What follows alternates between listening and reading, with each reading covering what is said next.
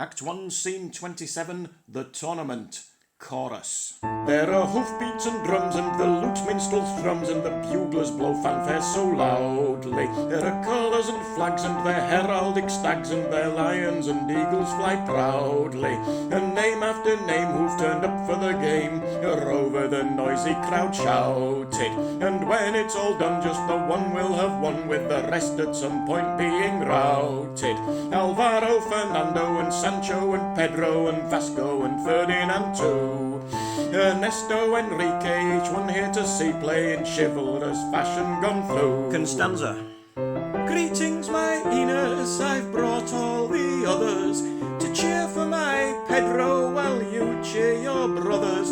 Though if they question your loyalty, I don't have the answers, for the red at your wrist matches neither one's lances, but perfectly fits what my husband has knotted. Now the gossip grows ghastly that you're both besotted, and the eyes of the crowd from the sport are distracted to be staring at us with our sweet friendship fractured. Beatrice. What if Onzo, my king, with your intrigue and spies, you so fail to unearth this crowd sees with its eyes?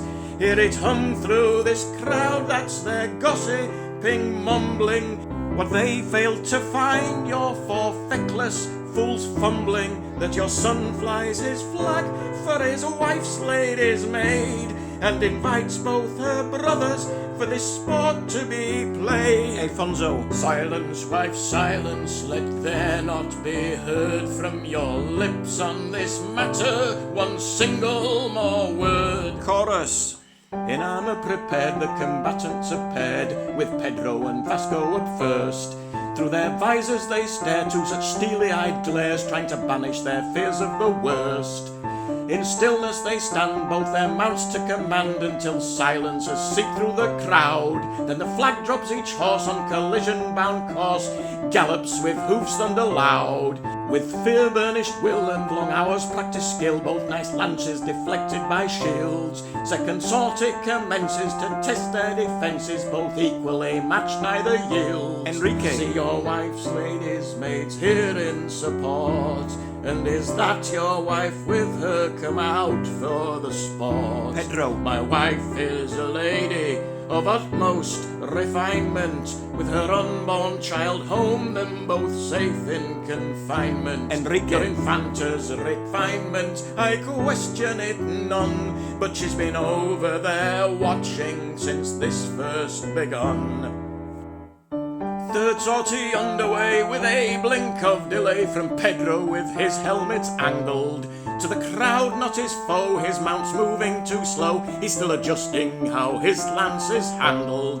With Vasco's fine steed at full galloping speed, a sharp clash between breastplate and lance head. The second clash duller, the crowd drain of colour, to see Pedro lying so still, perchance dead. The fastest reaction to this sudden action comes from all of the women who fly to flock round the form of poor Pedro forlorn, lift his visor and look in his eye. His stare frozen wide, that of one who just died, the abruptest and most sudden death. There are screams all a-stunned, then his impact-shocked lungs regather and haul in a breath.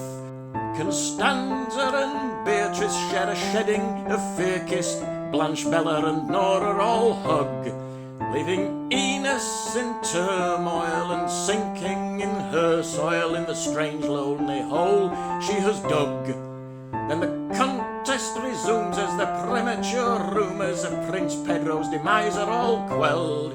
Once the men's instinct to rake out the imprint he left in the place he was felled has been met, then the next scheduled sortie collects on the field that the women have left.